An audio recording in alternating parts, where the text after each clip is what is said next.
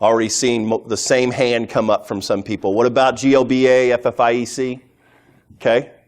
And NERC SIP. Okay. What about FSMA? All right, dying off quickly. And the wonderful IRS Pub 1075. Okay. Okay, that gives me an idea what's going on.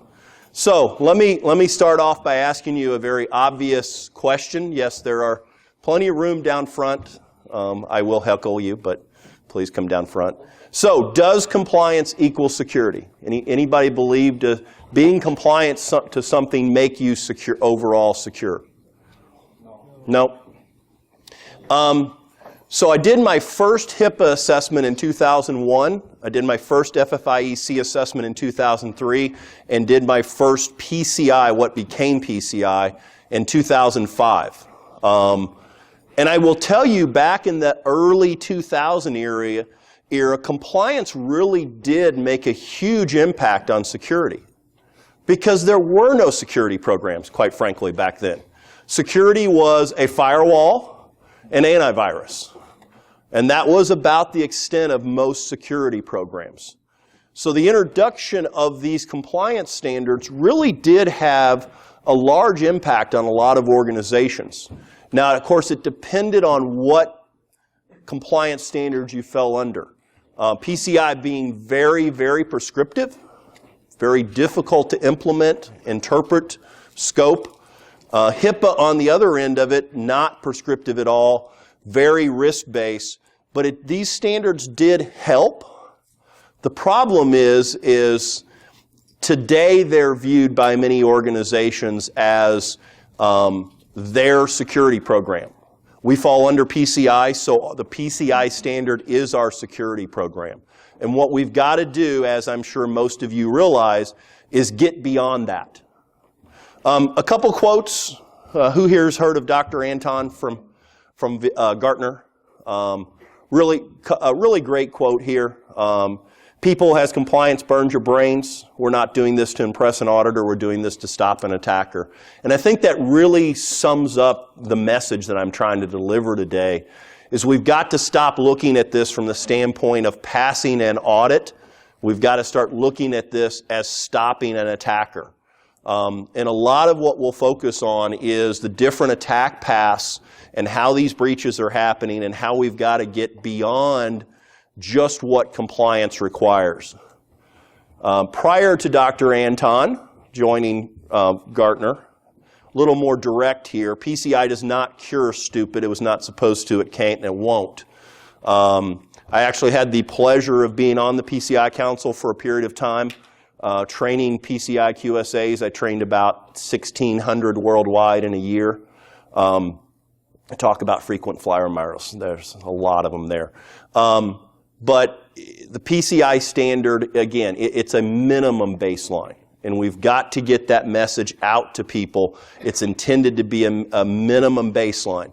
There's been a fundamental shift in the way the PCI Council is presenting the standard, in that their focus today is its people, process, and technology. And they're really pushing the QSA assessors to focus on that process right there, making sure that you've got people, process, and technology in place. It's not about just having a policy that you will do something. You must be able to demonstrate that you're following that policy on a regular, ongoing basis. So let's look at why we're here. Obviously, 2014 was known as the year of the breach. It started actually the end of 2013 with Target, one of the largest credit card breaches we saw. At the time, we thought one of the largest overall breaches.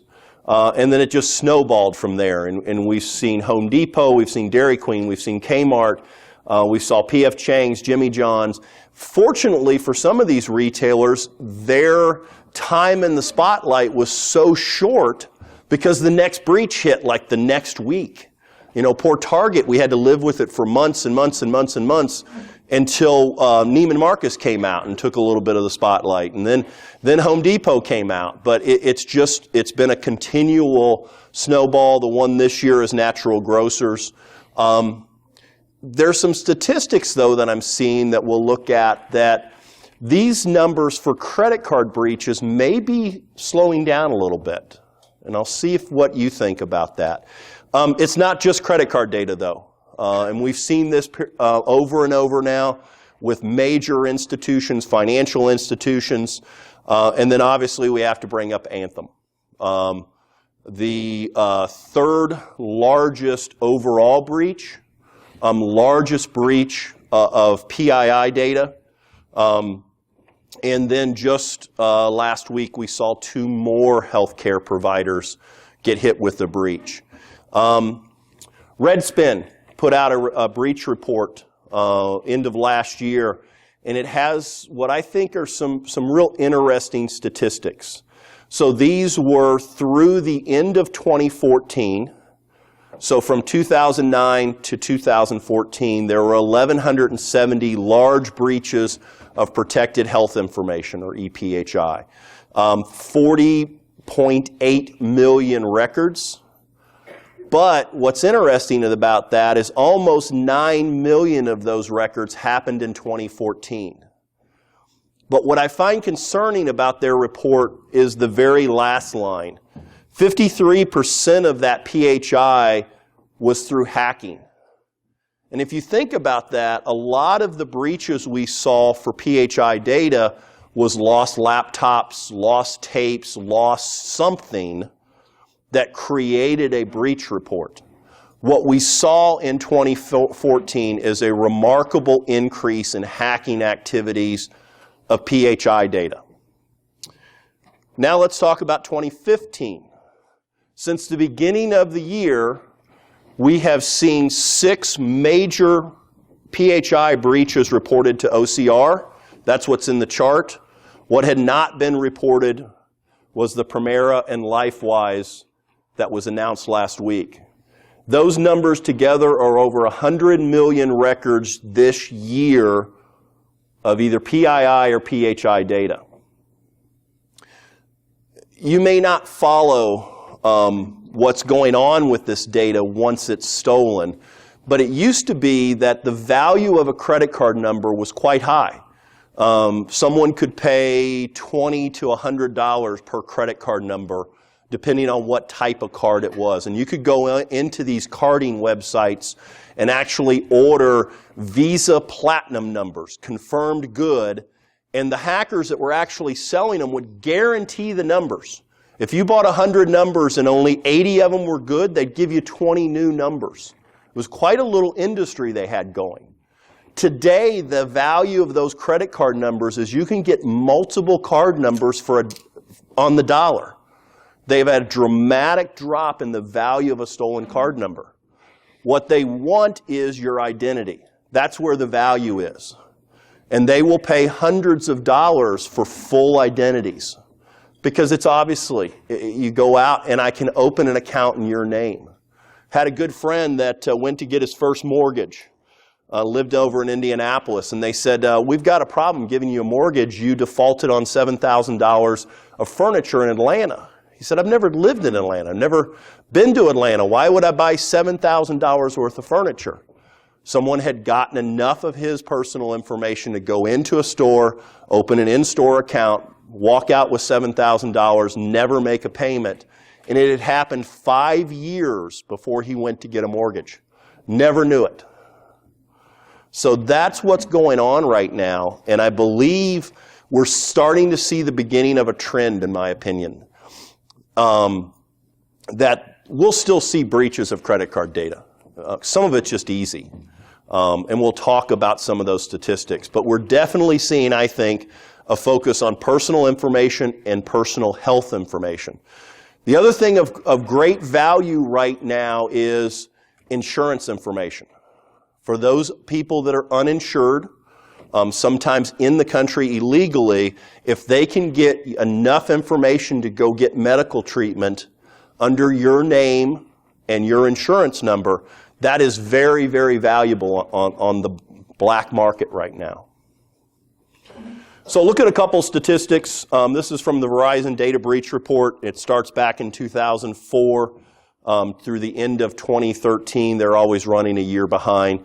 Not a big surprise, hacking and malware is obviously at the top of that chart. We've seen dramatic increases. What I want you to particularly notice is what is the purple line, I believe, and that is social. That's social engineering attacks. Now, one thing to understand about how Verizon Business does these statistics is a single breach can be multiple categories. So the Anthem breach is actually social, malware, and hacking. But any way you cut it, you're seeing a dramatic increase in social engineering starting about 2010 and growing every year. And it's, I think, pretty simple. As compliance programs have been put in place, as information security programs have been matured, the normal paths of attack through your firewall, through your web application, those types of things are harder and harder to accomplish. But going after your people is the easy path right now. I get a lot of questions about the Anthem breach. We're based in Indianapolis. I can tell you that what was in the news is the truth. There was an unusual amount of information that was leaked about that breach. What was public and printed is it was a phishing attack, a very specific phishing attack. There were DBA accounts that were compromised that gave the attacker direct access to a database. And so very clearly a social engineering attack. Next thing to understand, some people think that these hackers, quote unquote, are some kid in their basement at 3 o'clock in the morning eating cold pizza and doing this for fun. That is not the case at all. You need to realize that you are fighting either organized crime, typically out of Russia and Eastern Europe, or you're fighting state-sponsored attacks, typically out of China. The dark green is financial data. The lighter green is espionage. So what this is showing you at the top is overall you're fighting against organized crime or state-affiliated, and it's coming from an espionage standpoint out of China, and then typically the financial attacks are coming out of Russia and Eastern Europe. These are well-organized, well-funded organizations. I've seen log data of a Chinese attack where they passed it to different teams. An initial team identified the target and the vulnerability. Another team exploited the vulnerability. A different team then exfiltrated the data. So they're very well organized and sometimes very well funded. Next thing is, what we're doing today is really not working real well. This is statistics on how are the breaches typically identified. The top line is an unrelated party. This is when Visa calls you and says, we've detected fraud back to your merchant ID. We believed you've been breached. As bad as the Target breach was, as bad as the Anthem breach is, you have to give them some credit. They detected it on their own, which is very unusual. All those other news clippings I put up were not detected by the internal staff. Neiman Marcus, they were in there over a year. Kmart, they were in there almost a year. At least Target and Anthem, I have to give them some credit. They detected it internally, which is very unusual right now. Those combined statistics for intrusion detection and log review, for those that can't see that, so only 3% of the breaches had been detected by internal means. So that section was meant to scare you. My guess is it did. So let's talk about how do we start improving this. Now, talking about achieving and maintaining compliance to all those requirements, we would be here the rest of today and probably tomorrow. The PCI class I taught alone was 2 days, so none of you want to sit still for that long. So I've got to keep this a little bit high level. I'm going to focus on PCI and HIPAA, or typically the two largest areas that I see in our audience. Why do companies fail PCI? It's hard, right? It's a profound statement. You didn't know that coming in here, right? I just taught you something. It's really, really hard. That's where I have to start with this. I'll give you a little more information. But there are over 300 requirements, and And it's interesting. Some of them are very prescriptive and tell you exactly what to do, and then you've got to interpret that and figure out how to apply it to your scope. Some of them are very vague. I know it can be frustrating to implement PCI requirements. One thing that might help you understand why it is the way it is, there's 12 sections to the PCI standard. When the PCI standard was created, the 5 credit card brands split up the standard. Different credit card brands wrote different sections. So there was not a single author. What they've done over the years, used to be every 2 years, now every 3 years in their revision cycle, is they're clarifying and trying to drive consistent messaging between the sections, trying to get better clarification in there. It's getting better. There are already discussions of PCI version 4. I don't expect it to be a 3-dot release. It will be a major change. And we are hearing that we will see, again, new standards, new requirements, and getting very heavy on how the standard needs to be tested. The changes in the standard come because of breaches. Every requirement change, every new thing has always been tied back to some sort of breach. So because 2014 was such a heavy year for breaches, I expect to see a lot of changes in PCI. Really the biggest failure point I see, though, with PCI is not understanding how to scope it. It's very difficult for organizations to understand. Last year I was here, did a presentation just on PCI failures. I talked to 2 people after that presentation. Both of them had been found previously compliant.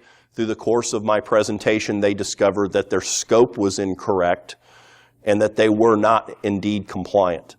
When the council says all systems that store, process, and transmit cardholder data are in scope, that means all systems that store, process, and transmit cardholder data in any way, shape, or form. And that would be text, that would be images, that would be voice.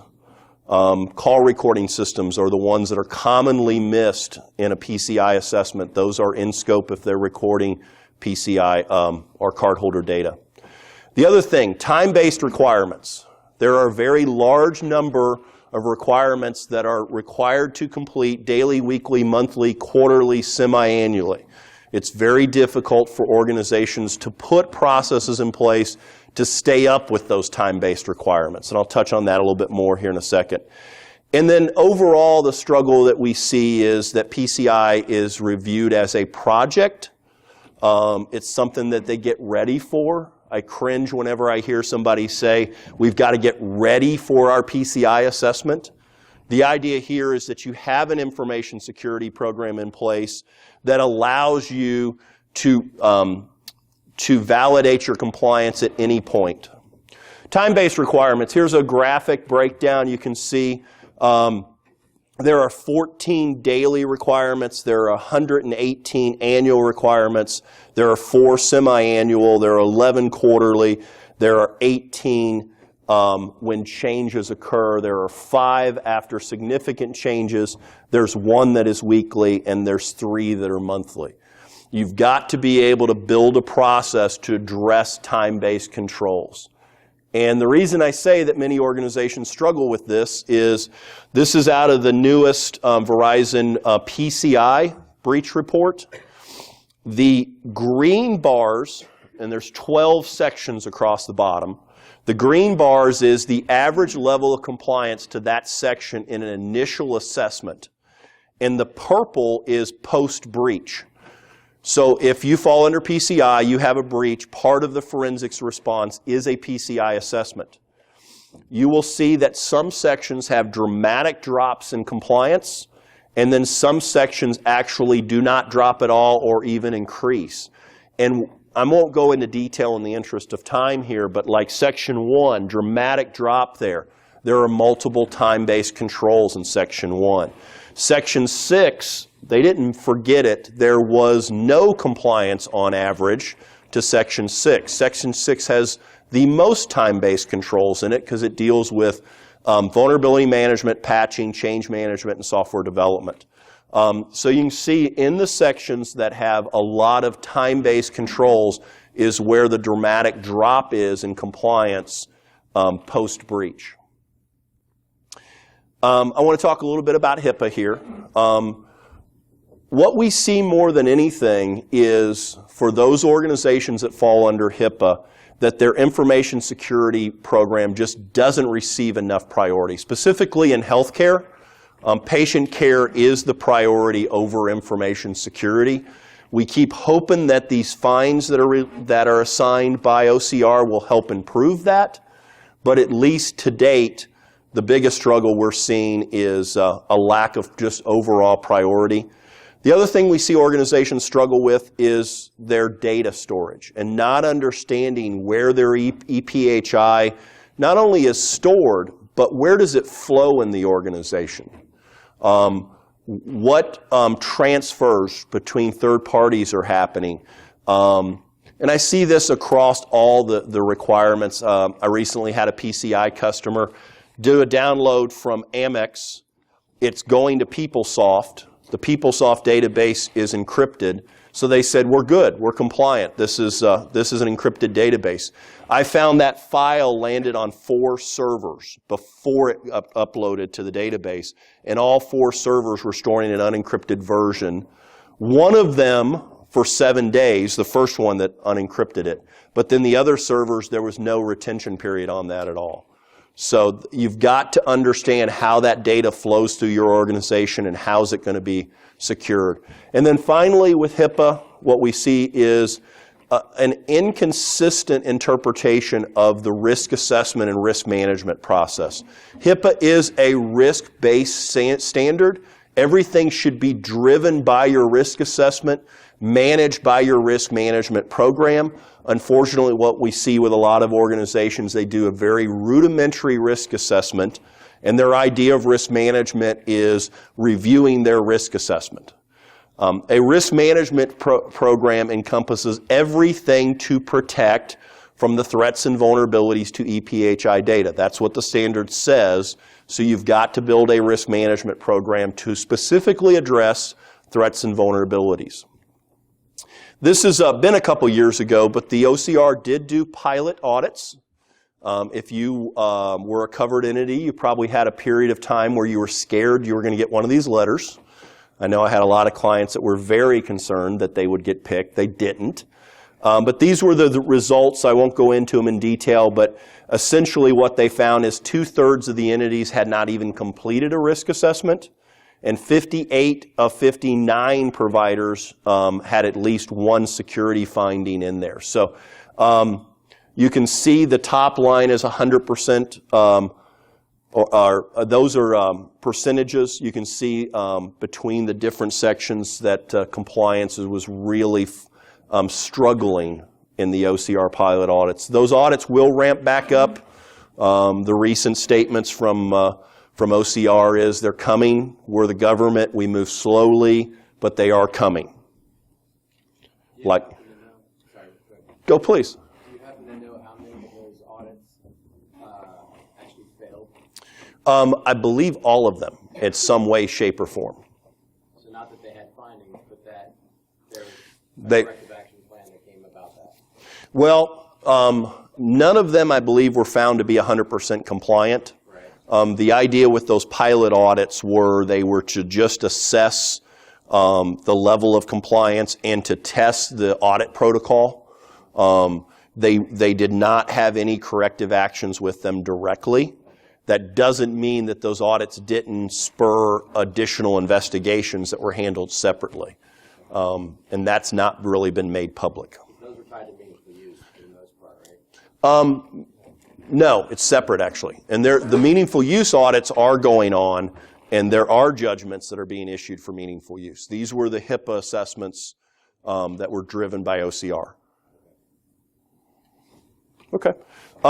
So I want to go through just a few case studies of failures that I've seen from a compliance standpoint and that unfortunately called breaches. The first one was really pretty simple. There was a client that had a web application that had been exposed.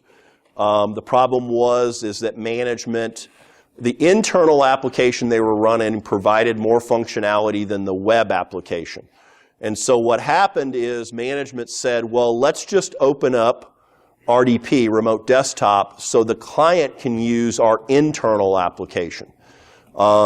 Security advised them that that was a really bad idea, and management said it doesn't matter, we need to do this to take care of the customer. The problem is, in many cases, there are people out there that are just scanning the network. They're scanning large blocks of IP addresses, looking for very specific ports and services because they have a very specific exploit that they want to run against that, and RDP is one that is quite often attacked. In this particular case, they exploited RDP. At that point, they identified that there was interesting data in this database they wanted to steal. It did not provide them access to the database, but it did provide them a PC on the network that they could then exploit the Active Directory server. Once they exploited the Active Directory server, as you can imagine, they simply just set up an administrative login, capture the data, and it goes bye-bye. This is just a simple point. It only takes one port opened for business reasons to create a breach. And that in this case was RDP. And unfortunately, this is a common protocol that people don't understand the risk behind opening directly to the internet. The next one. Client was an e-commerce environment. We talked earlier about the need to map and understand where your data is. The problem we had here is we had a web server.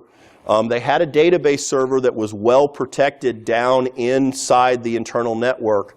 What they didn't know is that their log files on their Apache web server was storing not only card numbers but card validation codes. Basically, everything that was keyed in was logged in a text file, unencrypted, on the web server. And there was a vulnerability on Apache. They exploited that, and the data went bye-bye. Quick, easy, goodbye. Again, I think someone just merely scanning for a very specific, in this case, Apache vulnerability, identified it, looked at the server, found the log files, there your card data went. What's interesting about this is they never really penetrated the internal network. This was all over port 80 on a web server. The client had no idea this data was here, and when they got notified of this breach, it was really puzzling to them of, well, how did they get the data? We don't see any forensics evidence of them accessing the database server, and it took a long time to really understand what happened in this scenario. Spear phishing. Got to talk about it. If you remember the sharp increase in social engineering. So let's go through a little fictitious scenario here. You're a DBA. You get an email message from Microsoft. And being a SQL Server DBA, you'd be pretty excited about getting an email from Microsoft. And this email, you probably can't read it, says you need to update your email address for their records to continue having access. So, of course, an email from Microsoft must be legitimate, so you go out and give them new credentials. The problem is, by clicking on the link, it exploits a Java vulnerability on your system, giving someone direct access to your desktop. Because you're a DBA, it gives them access into the database, and then your data goes by. You might guess that sounds a lot like Anthem. It was that simple in their case. Get someone to give up credentials, or get somebody to click on something that allows you to infect their machine. I now have control of their system, and if I can get someone that has administrative or DBA rights, my life is a lot easier. And then finally, because I love PCI, and there's been so many breaches, this was a credit card breach. This one happened a few years ago, but it's still very typical in what happens. This case on the top right there was a communications server. One of the problems with communication servers many times is they're not managed by IT. They'll be managed by telecom. In this case, that communication server hadn't been patched in about 5 or 6 years because it wasn't being managed by IT. It's a communication server, right? What could be a problem? Well, it's running Windows. That's the problem. They exploited a vulnerability on this. Because that communications server needs to authenticate users, it had a path down to AD. They were then able, once they had control of that communication server, to use that path to AD to exploit a vulnerability in Active Directory, which gave up credentials, which then allowed them to install a RAM scraper. RAM scrapers are wonderful pieces of technology when you're a hacker. I don't have to worry about infiltrating your database. I don't have to worry about exfiltrating just the credit card number I want out of your database. It's going to capture the data as it's being swiped, as it's going through memory, and many times I'm going to get the entire track data when that happens. The advantage of getting track data is I can now make a fraudulent card.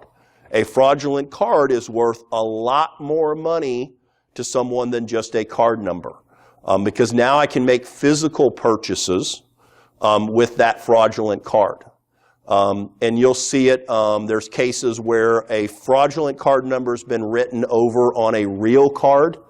If you ever go into a store and they ask you to see your card, they want the last 4 digits, what's embossed on your card, that's a fraud check to see if what was read off the stripe is the same number physically printed on the card. Because you can overwrite an existing card, or you can go out and just buy an embossing machine and make your own cards, and then the card numbers would match. RAM scrapers are also nice because what you can do is take that data, all part of the software development process of an attacker, is they'll upload that data to a point, and in this particular case, they encrypted it so that when it went out, it wasn't identified by an IDS or something like that. Because obviously encrypted data going past a detection system is going to be unreadable. What's unfortunate for this particular company is they had that middle box there, an outsourced IDS. They had a monitoring company monitoring that IDS. They had a monitoring company monitoring the logs. They never detected the breach. It was MasterCard, I think, that gave them their first phone call and said, we've got fraudulent activity back to your merchant IDs. So very real scenario that started with nothing more than a forgotten about communication server. Yes, sir, or ma'am. What is the company's responsibility if they know data breach and PHI or PCI data, but the data is encrypted? Good point. So most states, if it's PHI or PII and it's encrypted, it alleviates your need for breach reporting to the end users. And it's state dependent on that. You would still usually report it to the state, but they won't usually make you report it to the individual end users. From a PCI standpoint, if you have a breach, they're still going to want you to go through a forensics investigation, essentially proving that what was lost was encrypted, and more importantly, what was lost was not the encryption keys. Those are really difficult forensics projects. And essentially, you'll have to prove to each of the card brands that you did not lose your keys.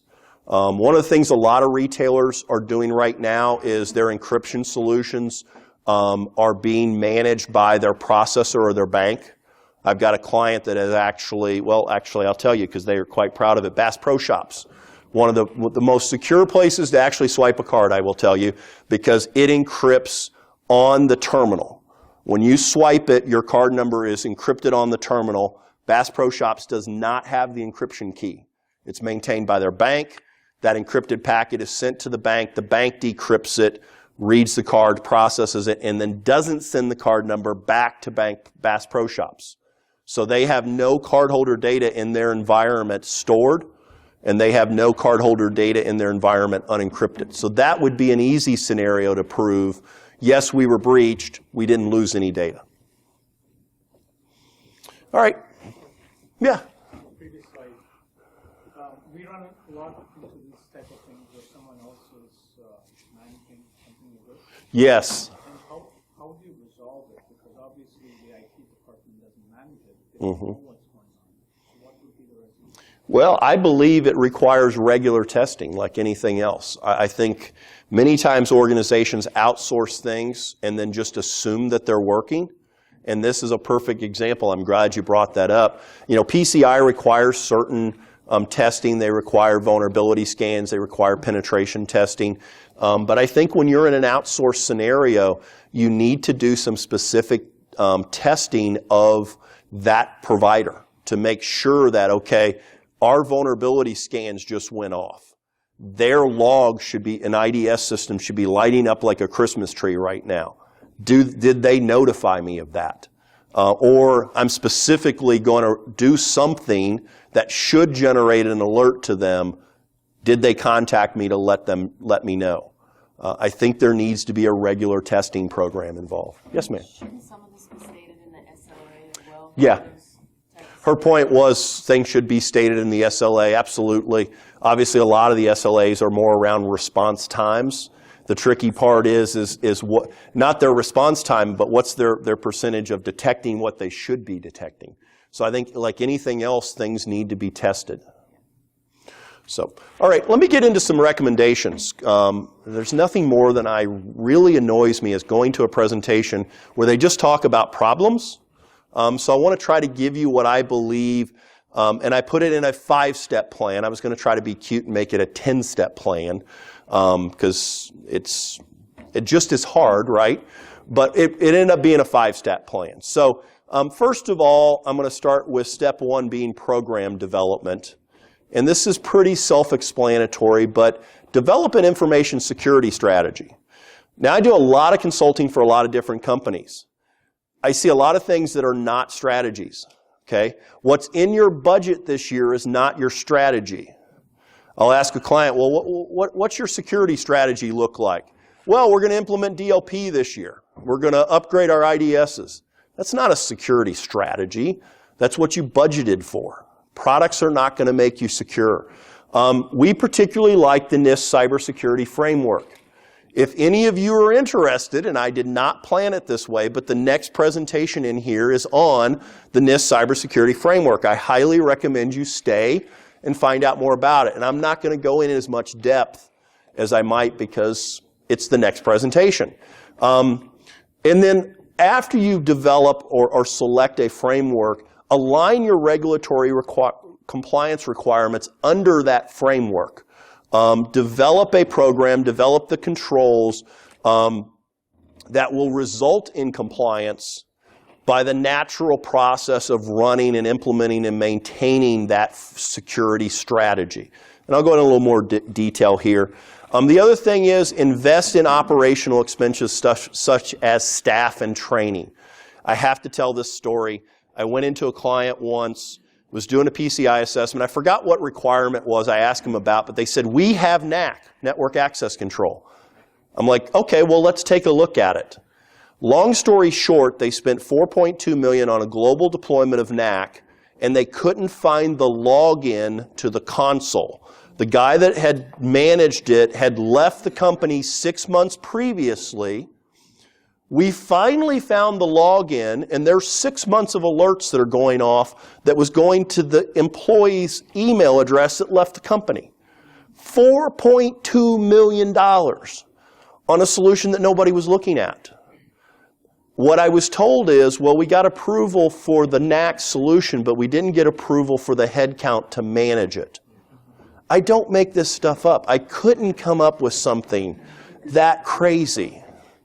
And then develop policy, standards, procedures to support your security standard. More importantly, develop those procedures, those standards, those policies into regular, sustainable business processes. Go back and look. All the regulatory compliance at some point have some time-based controls. Make sure that those are built into business processes, not just living in paper. They've got to be integrated into your process. This is the NIF Security Framework. Like I said, stay for the next presentation. The key thing here is identify, protect, detect, respond, recover. In today's world, we cannot rely on protection. Okay? If nothing else, remember all those companies that were breached and realize you will be breached if someone wants you bad enough. You've got to start addressing detection, and response. I don't see that happening in a lot of the clients that I work with. They're very focused on how do we prevent this stuff, not how do we detect and respond to it.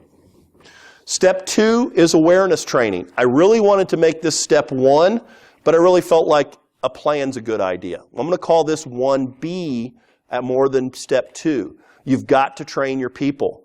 The attackers are going after your people. They're not going after your firewalls and websites and things like that.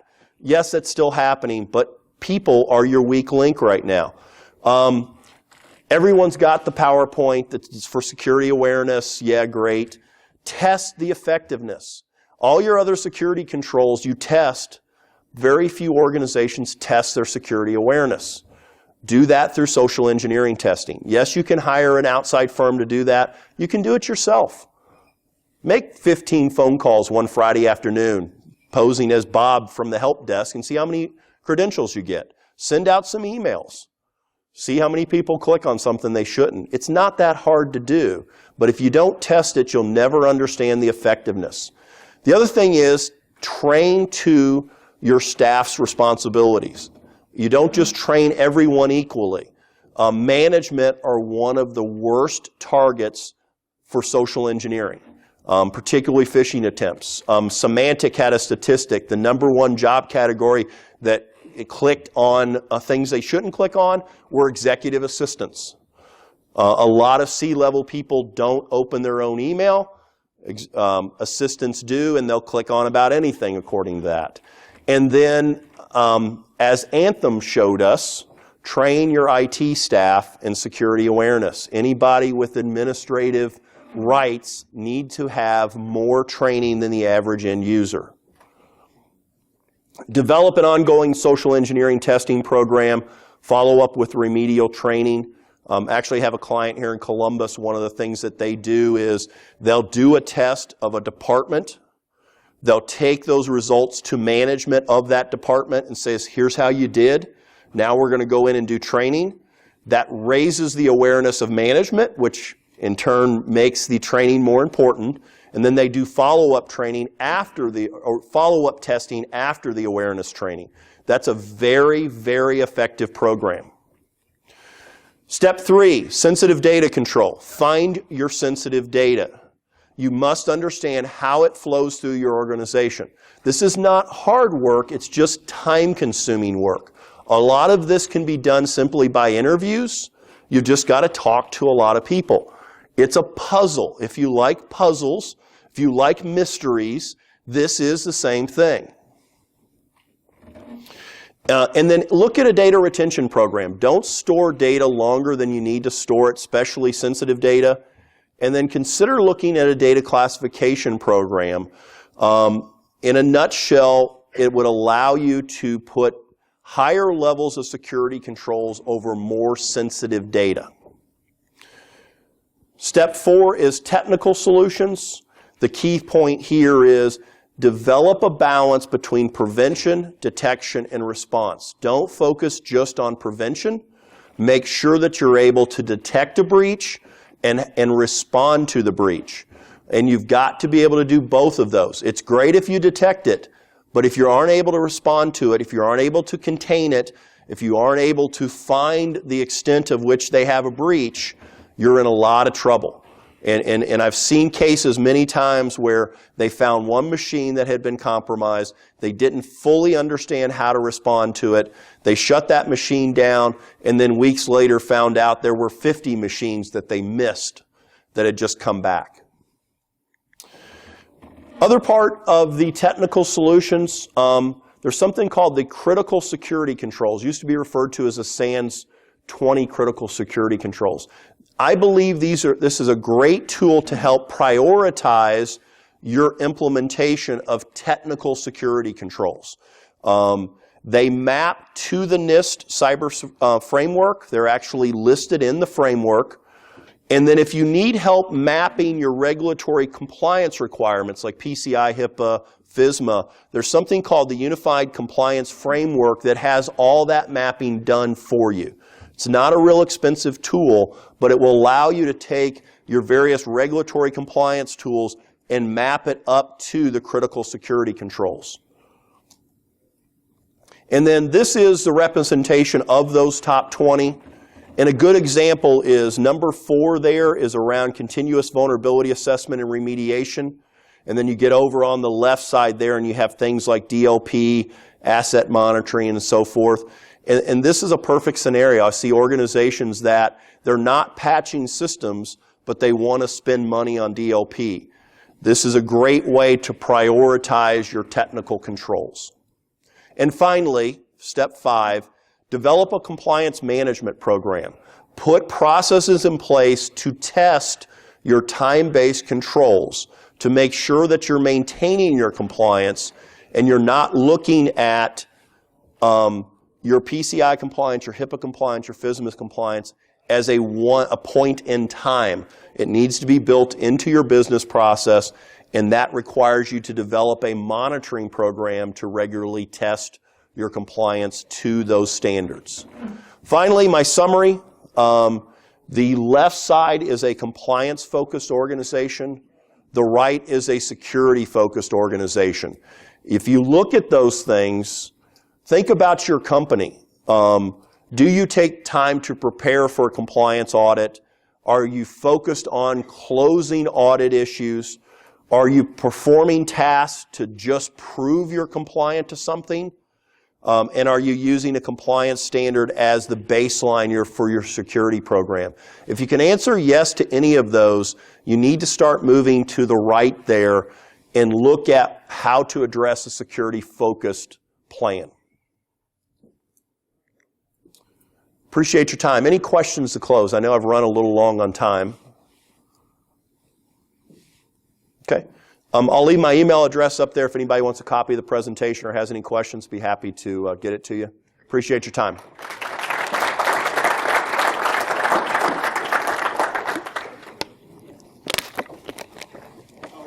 What was that tool, the Unified something? Unified Compliance Framework, UCF. And is that like